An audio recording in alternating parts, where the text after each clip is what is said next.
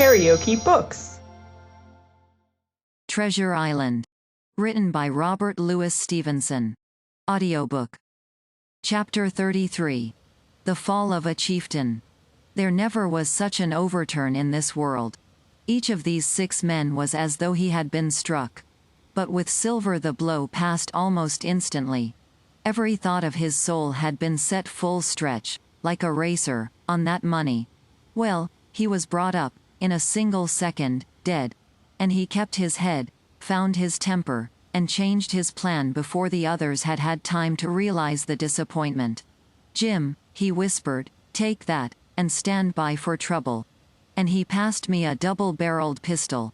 At the same time, he began quietly moving northward, and in a few steps had put the hollow between us 2 and the other 5. Then he looked at me and nodded, as much as to say, "Here is a narrow corner," as, indeed, I thought it was. His looks were now quite friendly, and I was so revolted at these constant changes that I could not forbear whispering, "So you've changed sides again." There was no time left for him to answer in. The buccaneers, with oaths and cries, began to leap, one after another, into the pit, and to dig with their fingers, throwing the boards aside as they did so. Morgan found a piece of gold. He held it up with a perfect spout of oaths. It was a 2-guinea piece, and it went from hand to hand among them for a quarter of a minute. 2 guineas, roared Mary, shaking it at Silver. "That's your £700,000, is it? You're the man for bargains, ain't you? You're him that never bungled nothing, you wooden-headed lubber."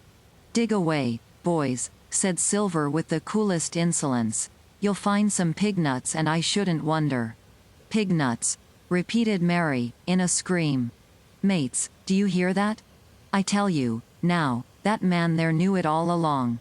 Look in the face of him, and you'll see it wrote there." "Ah, Mary," remarked Silver, standing for cap'n again. "You're a pushing lad, to be sure." But this time everyone was entirely in Mary's favor. They began to scramble out of the excavation, darting furious glances behind them. One thing I observed, which looked well for us: they all got out upon the opposite side from Silver. Well, there we stood, 2 on one side, 5 on the other, the pit between us, and nobody screwed up high enough to offer the first blow. Silver never moved. He watched them, very upright on his crutch, and looked as cool as ever I saw him. He was brave, and no mistake. At last Mary seemed to think a speech might help matters. "Mates," says he, "there's 2 of them alone there.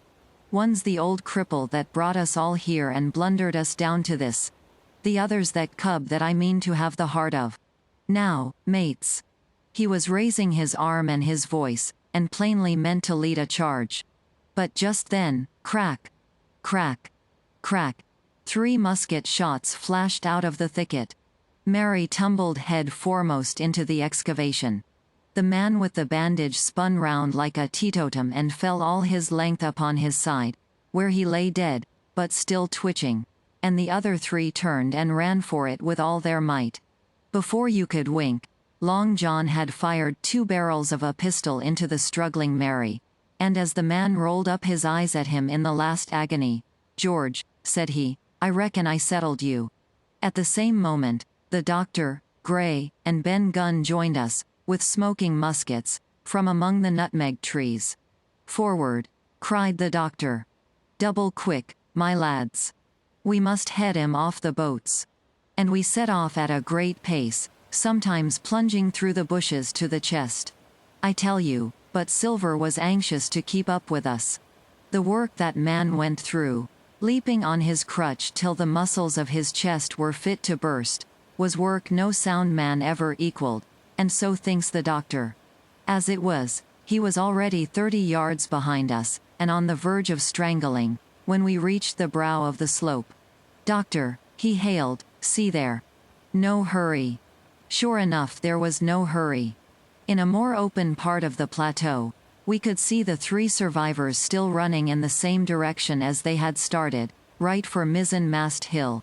We were already between them and the boats, and so we 4 sat down to breathe, while Long John, mopping his face, came slowly up with us. "Thank ye kindly, doctor," says he. "You came in about the nick, I guess, for me and Hawkins. And so it's you, Ben Gunn," he added. "Well, you're a nice one, to be sure." "I'm Ben Gunn, I am," replied the maroon, wriggling like an eel in his embarrassment. "And," he added, after a long pause, "how do, Mr. Silver?" "Pretty well, I thank ye," says you. Ben, murmured Silver, "to think as you've done me." The doctor sent back Gray for one of the pickaxes deserted, in their flight, by the mutineers, and then as we proceeded leisurely downhill to where the boats were lying, related in a few words what had taken place. It was a story that profoundly interested Silver, and Ben Gunn, the half-idiot maroon, was the hero from beginning to end. Ben, in his long, lonely wanderings about the island, had found the skeleton. It was he that had rifled it. He had found the treasure. He had dug it up. It was the haft of his pickaxe that lay broken in the excavation.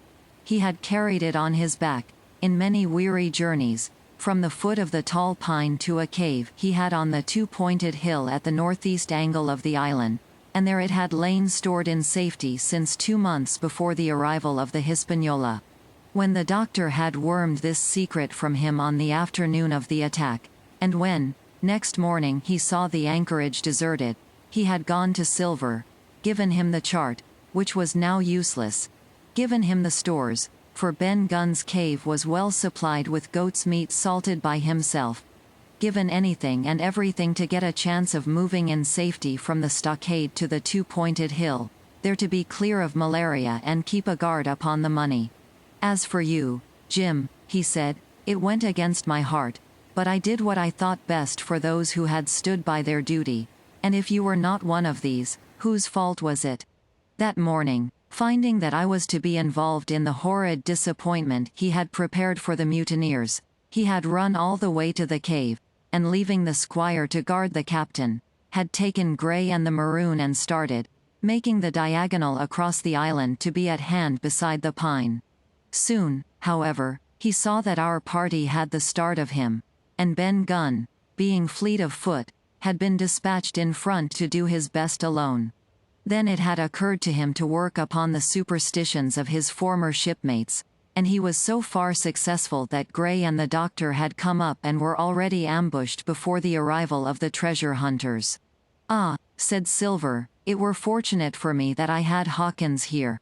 You would have let old John be cut to bits, and never given it a thought, doctor." "Not a thought," replied Dr. Livesey, cheerily. And by this time we had reached the gigs.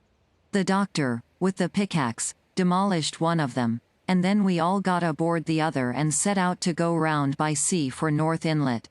This was a run of 8 or 9 miles. Silver, though he was almost killed already with fatigue, was set to an oar, like the rest of us, and we were soon skimming swiftly over a smooth sea. Soon we passed out of the straits and doubled the southeast corner of the island, round which, 4 days ago, we had towed the Hispaniola. As we passed the two-pointed hill, we could see the black mouth of Ben Gunn's cave and a figure standing by it, leaning on a musket. It was the squire, and we waved a handkerchief and gave him 3 cheers, in which the voice of Silver joined as heartily as any. 3 miles farther, just inside the mouth of North Inlet, what should we meet but the Hispaniola, cruising by herself? The last flood had lifted her, and had there been much wind or a strong tide current, as in the southern anchorage, we should never have found her more, or found her stranded beyond help. As it was, there was little amiss beyond the wreck of the mainsail. Another anchor was got ready and dropped in 1.5 fathoms of water. We all pulled round again to Rum Cove, the nearest point for Ben Gunn's treasure house, and then Gray, single-handed, returned with the gig to the Hispaniola, where he was to pass the night on guard. A gentle slope ran up from the beach to the entrance of the cave. At the top, the squire met us. To me he was cordial and kind, saying nothing of my escapade, either in the way of blame or praise. At Silver's polite salute he somewhat flushed.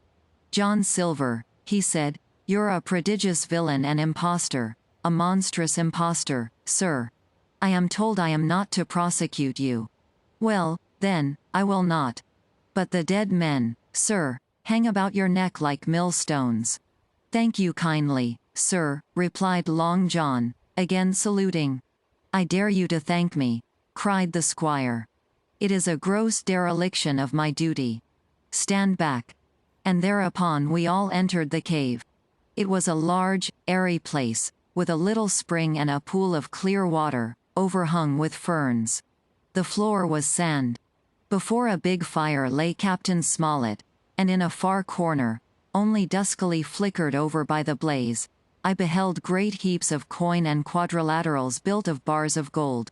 That was Flint's treasure that we had come so far to seek, and that had cost already the lives of 17 men from the Hispaniola. How many it had cost in the amassing, what blood and sorrow, what good ships scuttled on the deep, what brave men walking the plank blindfold, what shot of cannon, what shame and lies and cruelty, perhaps no man alive could tell. Yet there were still 3 upon that island, Silver, and old Morgan, and Ben Gunn, who had each taken his share in these crimes, as each had hoped in vain to share in the reward. Come in, Jim, said the captain. You're a good boy in your line, Jim, but I don't think you and me'll go to sea again. You're too much of the born favorite for me. Is that you, John Silver? What brings you here, man? Come back to my duty, sir, returned Silver. Ah, said the captain, and that was all he said. What a supper I had of it that night, with all my friends around me. And what a meal it was, with Ben Gunn's salted goat and some delicacies and a bottle of old wine from the Hispaniola. Never, I am sure, were people gayer or happier. And there was Silver, sitting back almost out of the firelight, but eating heartily, prompt to spring forward when anything was wanted, even joining quietly in our laughter, the same bland, polite, obsequious seaman of the voyage out. KaraokeBooks.